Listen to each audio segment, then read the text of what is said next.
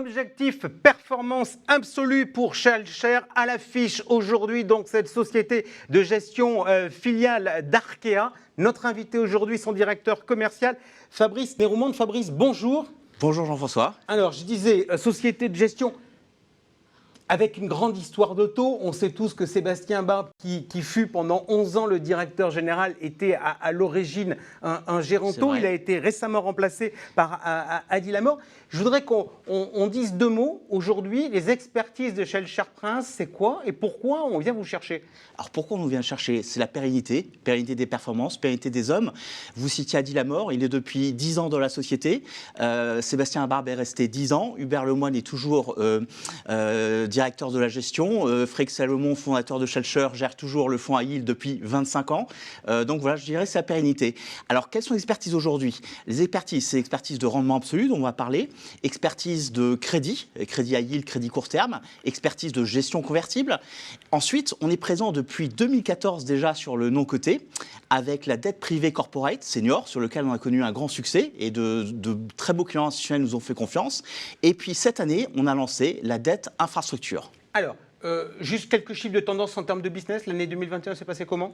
Alors, on est aujourd'hui à 7,5 milliards d'euros. On était à 6 milliards au début de l'année 2020. Ça fait 1,5 milliard d'euros de plus en un peu plus d'un an. Ok, alors on va regarder, c'est notre sujet du jour, la performance absolue. Pourquoi? Parce qu'il y a très clairement une actualité avec ce qui est en train de se passer sur les marchés actions et sur les marchés taux. Qu'est-ce que vous avez comme produit qui fait ça chez vous? Alors, on a principalement deux produits, Shellshare Flexible Short Duration et Shellshare Optimal Income. Ok, alors Optimal Income ESG, d'après ce que j'ai vu, il y a et Flexible Short Duration ESG, Lux Flag. On va regarder ça. Alors, moi j'entends très bien performance absolue, j'ai envie de savoir ce qu'il y a sous le capot. Comment on va chercher la performance absolue? Quelles sont les sources de performance dans le produit? Alors, si on prend Optimal Income, les sources de performance sont au nombre de 4. Les positions macro, les anticipations macro. Ensuite, le crédit. En troisième, les positions de diversification sur les devises, sur la dette émergente, corporate. Et enfin, le cash, qui est un véritable actif qu'on joue ou qu'on joue pas suivant les phases de tension de marché ou de moindre tension. Ok, question sur la partie macro. On sait tous que l'environnement aujourd'hui n'est pas favorable aux taux d'intérêt, puisque quand les taux montent, le cours des obligations baisse. Si vous, d'un point de vue macro, vous vous dites « Oh, ben la tendance est à la remontée des taux ». Quelles sont les marges de manœuvre de la gestion? Qu'est-ce qu'elle peut faire et qu'est-ce qu'elle ne peut pas faire? Alors ça, Jean-François, c'est un point névralgique. La sensibilité du fonds va de -3 à +5. Donc on peut être en sensibilité négative si on anticipe une remontée des taux. Ça a été le cas. On est en ce moment en sensibilité négative. On a gagné de l'argent comme ça. Et on a une sensibilité aujourd'hui légèrement négative, mais il est arrivé qu'elle aille même à des niveaux proches de -3. Et on est surtout extrêmement flexible sur cette décision parce qu'on est dans des cycles de marché où il faut être très réactif. Alors si on regarde les positions actuelles, vous nous dites sensibilité négative. Sur la courbe des taux? Sur la courbe des taux, plutôt des positions de reportification, ce qui est logique dans un contexte inflationniste. Sur la partie crédit? Sur la partie crédit, on s'apprête à investir sur le high yield si le marché continue de se dégrader et à capter de meilleurs spreads sur le high yield. Vous m'avez dit que vous pouviez faire de la diversification, notamment sur les dettes émergentes, utilisées, non utilisées? Alors oui, c'est utilisé. Il y a une zone qu'on aime bien, c'est l'Amérique latine. Un pays qu'on aime bien, c'est le Brésil. On s'est renforcé dans ce domaine avec l'arrivée de Thais Batista. Et aujourd'hui, on investit principalement sur des émetteurs de matières premières qui profitent de l'environnement actuel. Ok, du cash, vous en avez aujourd'hui? Oui, on a du cash. Ok, alors ça c'est la situation actuelle. Maintenant, si vous voulez bien, on va regarder un peu l'histoire. J'ai là sous les yeux la fiche du produit que j'ai naturellement regardé en préparant.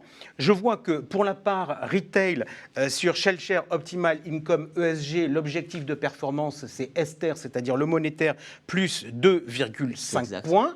Est-ce que, historiquement, vous avez tenu votre objectif? Alors, chacune des 3 dernières années calendaires, 2019, 2020, 2021, on l'a tenu.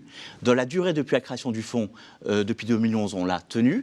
Et simplement, on a eu des années calendaires, on ne l'a pas tenu, comme 2018. Ok, là depuis le début de l'année, on va être honnête, on est en baisse et du coup ça m'amène à vous ramener, si vous le voulez bien, 2 ans en arrière, en 2020. Parce que dans le graphique qui est publié, on voit que février-mars 2020, donc lorsqu'il y a eu les confinements, la performance a baissé sensiblement. Et pour autant, vous venez de me dire que vous aviez tenu l'objectif. Qu'est-ce qui s'est passé en 2020 en termes de gestion? Alors, en 2020, on a eu la bonne idée de commencer l'année avec un positionnement prudent, parce que les actifs risqués étaient bien valorisés, c'était la bonne décision. Quand le marché décale, suite bien sûr à la pandémie, à ce moment-là, c'est une occasion pour nous majeure de réinvestissement. Et ce qui est intéressant, c'est que nous, on avait bien anticipé le quoi qu'il en coûte.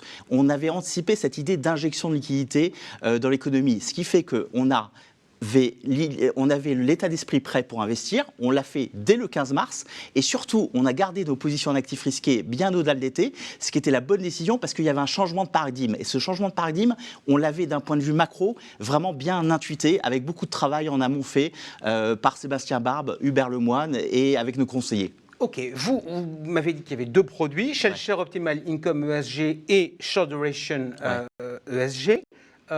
J'ai regardé les 2 fiches, les 2 sont en CRRI 3, ils sont gérés pareil, c'est Short Duration, c'est une sorte de Canada Dry C'est un Canada Dry d'Optimal Income, tout à fait. Il est moins risqué et donc il vise un objectif il vise un objectif de performance un peu moindre. Ok, donc il y en a un qui est du 3 haut de fourchette et l'autre qui est du 3 bas de fourchette. 2 questions pour... En SRI, tout à fait, ouais. 3 bas de fourchette, voire il peut être parfois 2 SRI en haut de fourchette. Ça dépend, on n'a pas fait une contrainte de gestion. Bref. 2 questions sur notre échange là. On va oublier la performance absolue 2 secondes. Pour parler de dette infrastructure, vous nous avez dit que c'était une nouvelle activité qui était lancée chez vous.